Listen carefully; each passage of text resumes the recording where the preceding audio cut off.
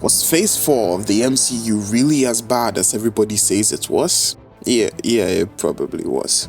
I had the unfortunate pleasure of sitting through all 7 movies and 8 series that made up the 4th phase of the MCU. And now I want to take a look back and see if my negative view of this phase is tainted by any of the negative public opinion. To make this a little more interesting, I'm going to be going completely off gut reaction and my memories of all these movies and TV shows. We'll be rating each movie and TV show out of 100 and putting them on a tier list consisting of 5 tiers, being masterpiece, amazing, not bad, mid, and donkey cheeks. Hopefully, by the end, we will know for sure if Phase 4 of the MCU was actual donkey booty or actually better than we all remember. Without further ado, let's get into it.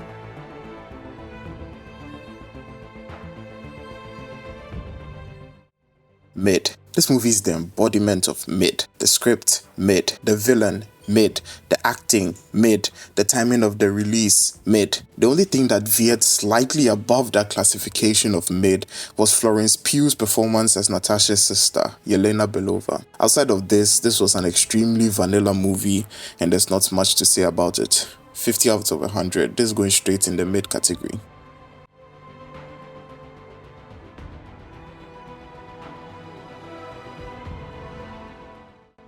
Now this is an interesting one. When the first few episodes of WandaVision were coming out weekly, to be honest, I was a bit confused about where the show was going. I was mostly apathetic and unimpressed by the show's aesthetic and the atmosphere, presenting characters like Vision and Wanda Maximoff in a 70s style sitcom. Little did I know that all this was just a misdirect. With the subtle sinister undertone of the show and the town in which it was set in, that's Westview, it was all indicative of something more interesting. And once everything was revealed in this show, it popped off, and boy did it pop off. Overall, while this show started off a bit slow and confusing for me, it ended so well that it has earned its spot on the very highest of tiers. This show is an easy 90 out of 100 for me. Absolute masterpiece.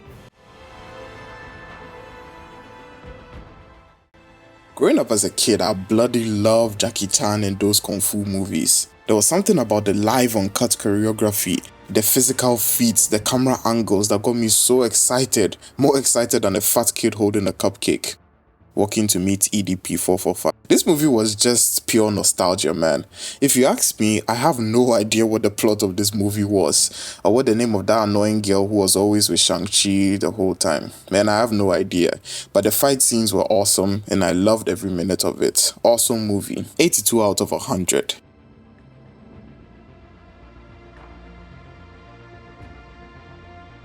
This one hurts me, man. This show had so much potential to be great, but what we ended up getting was a confused mess of sloppily written and rewritten plot lines, and character arcs and contrived speeches that range from eye-rolling to downright, what the hell are you talking about, man? You've got to do better, Senator. What?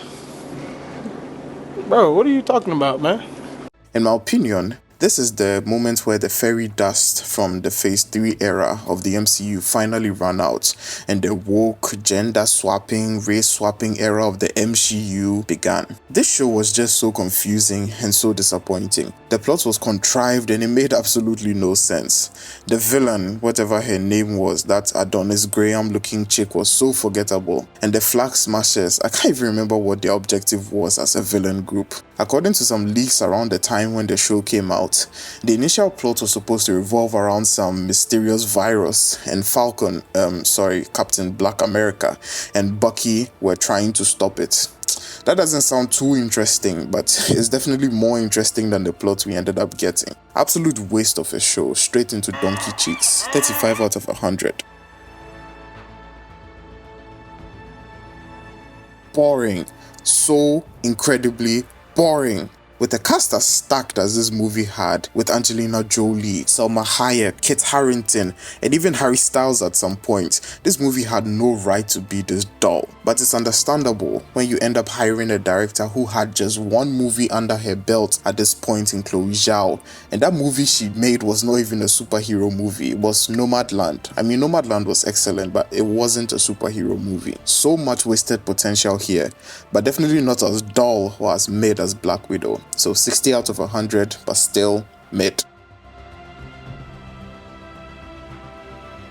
Out of all the TV shows in Phase 4 of the MCU, this was easily my favorite. I've always loved Loki as a character, but the way this show explored him so deeply and explored his deep-seated narcissism with his relationship with his variant Sylvie, absolutely brilliant, man. Characters like Mobius and Ravonna Renslayer were fantastic too, and Jonathan Majors made such an incredible cameo in episode 6 as Hero Remains.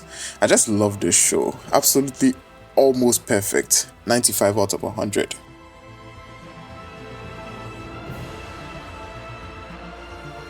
This is easily the best movie of Phase 4 of the MCU, and it's almost insulting to put such a brilliant cinematic masterpiece alongside some of the dross and the sludge Marvel released during this period. After the cliffhanger ending of Spider-Man Far From Home, Marvel needed to do something special to knock this out of the park, and my god did they do it. The story was written brilliantly, the acting was impeccable, and the cameos from Spider-Man past was handled expertly. The emotional notes, it hit all the right tones. Everything was just a brilliant movie all around. Easily a masterpiece. 96 out of 100. And now we have What If, or to use its full title, What If Forgettable Was a TV Show. This is just 9 episodes of filler nonsense with so little implication for the overall MCU. Even the huge universe-breaking ending, which we expected to be spoken about in Doctor Strange, it never even got mentioned. It just feels like this show was just put out by Marvel to pad the new releases section of Disney+. Incredibly forgettable, but somewhat entertaining if you think about it in a microcosm, but definitely mid. 45 out of 100. Speak of the devil, and I don't mean Mephisto. Here we have Doctor Strange in the Multiverse of Confusion, Madness. This movie had me so hyped when the first trailer started coming out, and the end product was so disappointing. The only saving grace for this muddled, confusing, and unfocused script was director Sam Raimi and his masterful integration of his horror film background to make Wanda Maximoff a truly terrifying villain in this movie. The wasted potential was rife in this one, but at least the special effects were pretty cool, and it wasn't boring, so not bad. 71 out of 100. Oh man, are we really entering the sewers with this one? Put on your nose plugs, people, and we can wade through this pool of sludge and feces together. What was even the point of this show? Hawkeye was easily the most useless member of the Avengers. So here's a great idea, Marvel. Why not make a whole 6-episode show explaining to us how awfully incompetent a man who has no superpowers and wields a bow and arrow looks out of place in a world with actual super soldiers and literal gods. Not even the incredible acting of Jeremy Renner could save this one. Get well soon, my brother. This show was definitely a way for Marvel to reintroduce Daredevil and Kingpin as Marvel properties. Marvel really should have scrapped this one in favor of something way more interesting, like a Hulk series. And I don't mean a She-Hulk series. Oh boy, nobody wants that. Just absolute donkey cheese. 25 out of 100.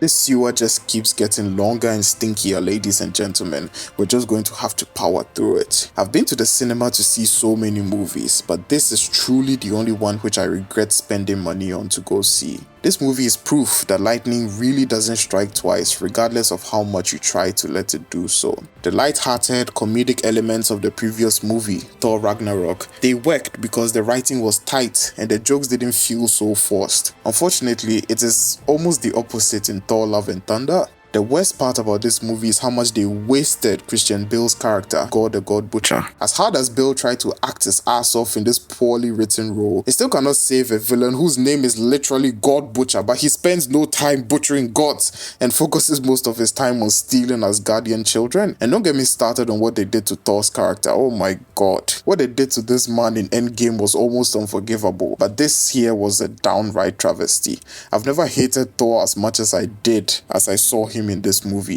This was just awful and an absolute low point for the MCU, even lower than Thor the Dark World, which was just unbelievably boring. Lowest of the lowest of tiers for Thor 4. 10 out of 100. For some reason, most people I've spoken to seem not to like this show very much, but it's the absolute opposite for me. I really enjoyed Moon Knight. At the time when the show was coming out weekly, I had a close friend who had just been diagnosed with DID, so seeing how accurately this disorder was portrayed in the show and the parallels I was having in my personal life, it was very surreal for me, man. I think the show was great, and the acting by Oscar Isaac, who was Moon Knight, and Ethan Hawke as Arthur Harrow were absolute standouts. The integration and portrayal of Egyptian mythology was also handled so well too. This show is just a few points shy of a masterpiece, but still absolutely amazing. 86 out of 100. Trying to analyze this movie objectively is very difficult for me because of what this movie is about. The tragic death of Chadwick Boseman, the actor behind the titular character, threw the whole world into a state of shock and mourning. I think this movie handled the situation very well and made sure to move the story forward in a satisfying way that was able to both give fans closure without disrespecting Chadwick's legacy as the Black Panther. I particularly appreciate Letitia Wright's performance as Shuri in this movie. Her portrayal of grief and running away from grief using logic was brilliantly executed and unbelievably relatable for me. And as always, Black Panther is always going to win the award for soundtrack of the year. I really like this movie and I think it was amazing. Not quite a masterpiece, but definitely amazing. 89 out of 100.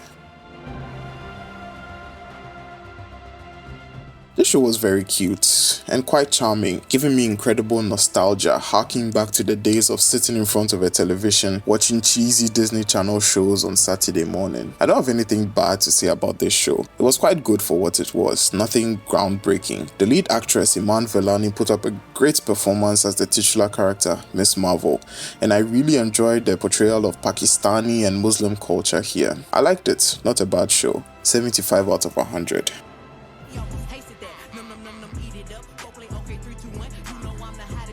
I have so much to say about this show, and it's definitely not going to be pretty. For starters, what the hell were you thinking with this one, Marvel? Out of all the trash, woke garbage Marvel has put out recently, She-Hulk has to be the most offensively bad piece of media they have ever subjected our poor eyes to. For a company with a production budget as large as the GDP of a small country, why does the CGI of this show look like some Blender assets a university student whipped up overnight for some school project? And aside from how bad this show looked, the story, oh my god, don't get me started on the story. Jennifer Walters is single-handedly the most infuriating, irritating character Marvel has ever put on screen since the fake Mandarin from Iron Man 3. Not only did she make me roll my eyes so hard that my corneas almost snapped in two at her endless, "oh, my life is so hard because I am a successful woman" speeches. The fact that she kept lecturing Bruce Banner, the Hulk, about how she is better than him at being a Hulk because she's a woman made me want to die. Here's the thing, Bruce. I'm great at controlling my anger. I do it all the time. When I'm catcalled in the street, when incompetent men explain my own area of expertise to me, I do it pretty much every day, because if I don't, I will get called emotional or difficult, or I might just literally get murdered. So I'm an expert at controlling my anger because I do it infinitely more than you. Are you serious? serious, my brother. I've never been so offended by a piece of media being as tone deaf and as bad as this, and not even the cameos from Matt Murdock's Daredevil could save this putrid mess. This show is so bad, it's an actual insult to the other shows in the Donkey Cheeks tier to put it next to them, so I'm going to put this in its own tier. This is the She-Hulk tier, because nothing Marvel ever makes would be as bad as this nonsense. 0 out of 100. Whew. That was definitely a fitting way to end this tier list. And if we look at the final placements, we can see that the list is way more evenly distributed than I expected it to be. There are 8 Phase 4 shows and movies in the tier not bad and above, and 7 are in mid and below. So it seems that maybe Phase 4 wasn't really as bad as we remember it to be. To average out all the scores of each production out of 100, Phase 4 of the MCU gets an average of 61 out of 100. So this score indicates that while Phase 4 definitely had some absolute stinkers, it definitely did have some masterpieces, and overall it kind of balanced itself out in the end. However, compared to the previous phase of the MCU, yeah, this was definitely a fall from grace, and we are hoping Phase 5 will return the MCU to its former glory. Anyway, I'm your everyday African nerd, and I'm off to watch something else. Bye. And She-Hulk should come with a mental health warning.